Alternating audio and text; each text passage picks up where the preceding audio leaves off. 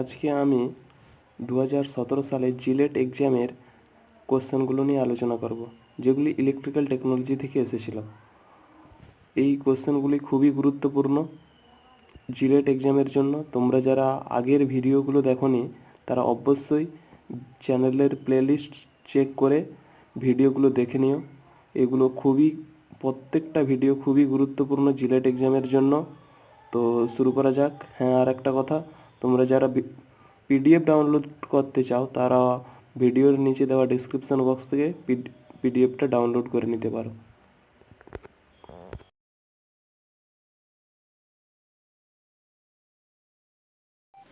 আজকের first question, the half cycle of the average value of A sinusoidal current of the peak value 50। একটা half সাইকেলের pick value দিয়েছে 50, তা average value আমরা কি জানি? I average is equal two 2 IM/π,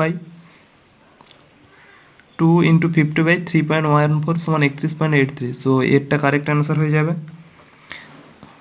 যদি হাফ সাইকেলের ক্ষেত্রে এভারেজ ভ্যালু বেরোয় অনলি হাফ সাইকেলের ক্ষেত্রে, একটা ফুল সাইকেল সাইন ওয়েভের ক্ষেত্রে এভারেজ ভ্যালু অলওয়েজ 0, কারণ সেক্ষেত্রে positive plus negative by 2 equal to 0।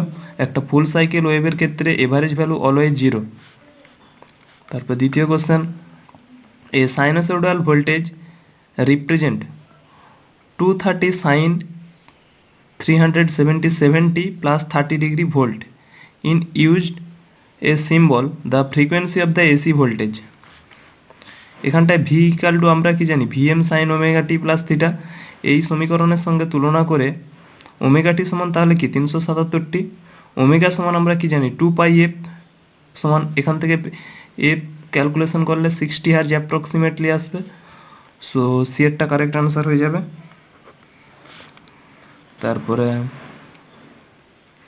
A series RLC circuit having 20 ohm, resistance দিচ্ছে 20 ওহম, ইন্ডাকটেন্স এল দিচ্ছে 0.1 হেনরি, সি দিচ্ছে 100 microfarad. If the frequency of the exciting voltage is 50 hertz then the current differ in the phase voltage. আচ্ছা, তাহলে এখানটায় পাওয়ার ফ্যাক্টরটা determine করতে হবে, কারণ এখানে এল দিচ্ছে 0.1 henry. So XL equal to আমরা কি জানি 2πfl, 2πfl ইজিক্যাল টু 2 × 3.14 সমান 31.4, আর এক্সি ইজিক্যাল টু আমরা জানি 1/2πfc। এই ফর্মুলাগুলো মনে রাখতে হবে। তো এক্সি এর ভ্যালু আসবে ক্যালকুলেশন করে 38.5। এক্সএল আর এক্সি প্রায় ইকুয়াল, বাট এক্সি সামান্য বড় এক্সএল এর চেয়ে। সো এক্ষেত্রে leading power factor 0, leading power factor correct answer হয়ে যাবে। Leading zero, nearly 0 leading power ফ্যাক্টরটা হবে। তো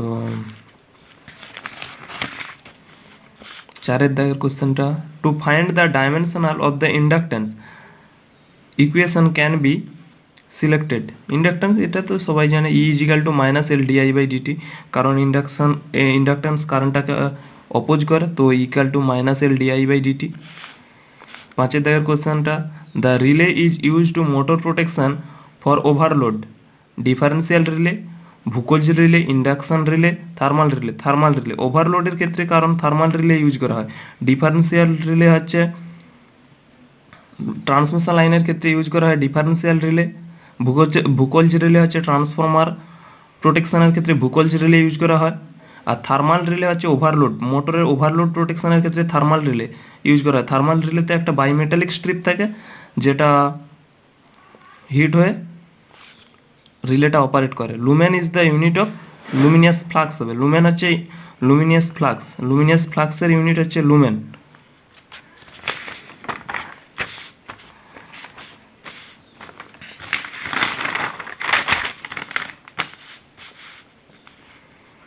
An electric utility 100 kVA at 0.8 power factor. Calculate the reactive power drawn by the utility. এখানে এটা কি দেওয়া আছে? কি পাওয়ার? অ্যাপারেন্ট পাওয়ার দেওয়া আছে। অ্যাপারেন্ট পাওয়ার দেওয়া আছে 100 kVA। অ্যাক্টিভ পাওয়ার কি? অ্যাক্টিভ পাওয়ার আমরা জানি VI cos phi। এখানে cos phi এর মান দেওয়া আছে 0.8, তাহলে cos phi আছে 0.8।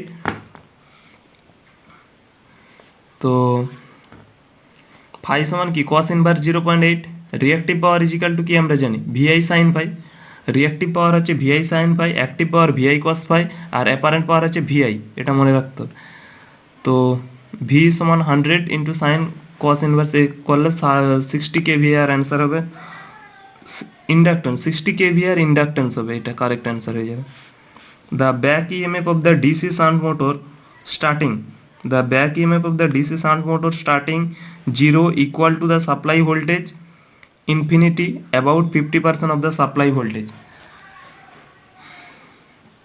এখানে ব্যাক ইএমএফটা অ্যাট স্টার্টিং এর ক্ষেত্রে 0 হয়, কারণ আমরা জানি EB equal to P phi Z N by 60।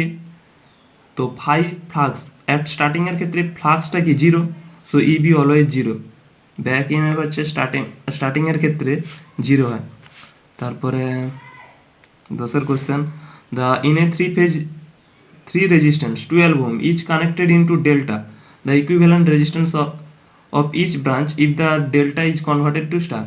তো সেক্ষেত্রে 4 ওহম হয়ে যাবে, কারণ আমরা কি জানি R delta is equal to 3 into R star, তো 4 ওহম হয়ে যাবে।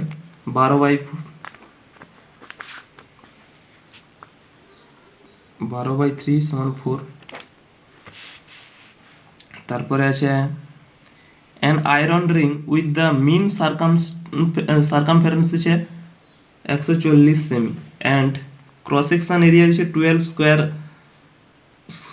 স্কয়ার সেমি, 500 টার্নস, টি দিচ্ছে 500 of the wire when the exciting current is 2 ampere, the flux found 1.2 milliweber, the relative permeability, এখান থেকে মিউ আরটা ডিটারমাইন করতে হবে। এর লেন্থ দিছে 140 সেমি, 1.4 মিটার, ফাই দিছে 1.2 মিলিওয়েবার। এখানে ফ্লাক্স ডেনসিটিটা বি এর ভ্যালু দেওয়া নেই, তো বি এর ভ্যালুটা আমাকে ডিটারমাইন করতে হবে। বি সমান কি জানি 5/A, তো বি এর ভ্যালু আসবে 1 ওয়েবার। তাহলে আমরা এই ফর্মুলাটা জানি এটি is equal to B into mu zero mu R into length of iron, যেখানে মিউ জিরোটা কি অ্যাবসলিউট পারমিয়াবিলিটি, মিউ আরটা রিলেটিভ পারমিয়াবিলিটি। অ্যাবসলিউট পারমিয়াবিলিটির আমরা ভ্যালু জানি 4 পাই ইন্টু 10⁻⁻⁷। তো রিলেটিভ পারমিয়াবিলিটি ক্যালকুলেশন করে এই অ্যান্সারটা আসবে। পারমিয়াবিলিটি ইউনিটলেস, সো ইউনিটলেস, এরটা কারেক্ট অ্যান্সার হয়ে যাবে। In a transformer, if the frequency in 60 Hz and phi the maximum flux in Weber, the part turn voltage equal to আমরা কি জানি √2 pi f phi m into number of turn, তাহলে E by N is equal to হবে √2 pi f phi m হবে, তো সেটটা correct answer হয়ে যাবে। In a most of the connection, the three-phase distribution transformer is এটা delta two star হবে, কারণ 3 ফেজ ওয়্যার আছে, 3 ফেজ সাপ্লাই আছে, আর ডিস্ট্রিবিউশনের ক্ষেত্রে আমরা 3 ফেজ 4 ওয়্যার, যেটা 11 কেভি থেকে স্টেপ ডাউন করে 440 ভোল্ট করে, 440 ভোল্ট হচ্ছে 3 ফেজ 4 ওয়্যার। আর সিঙ্গেল ফেজ 2 ওয়্যারের ক্ষেত্রে 220 ভোল্ট আর 240 ভোল্ট অ্যাপ্রক্সিমেটলি।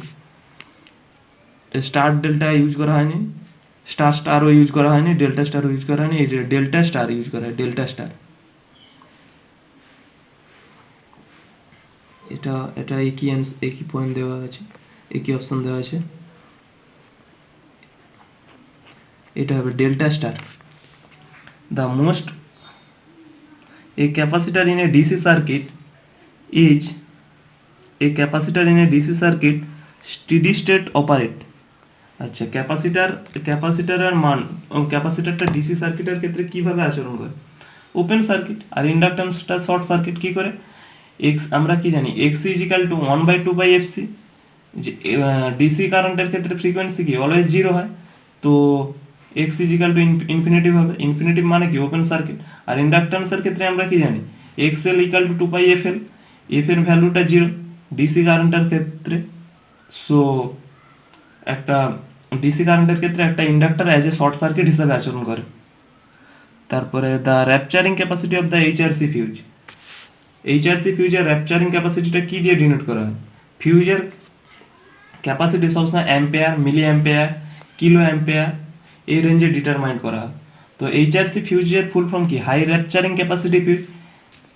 তো এক্ষেত্রে kilo ampere is the correct answer. তো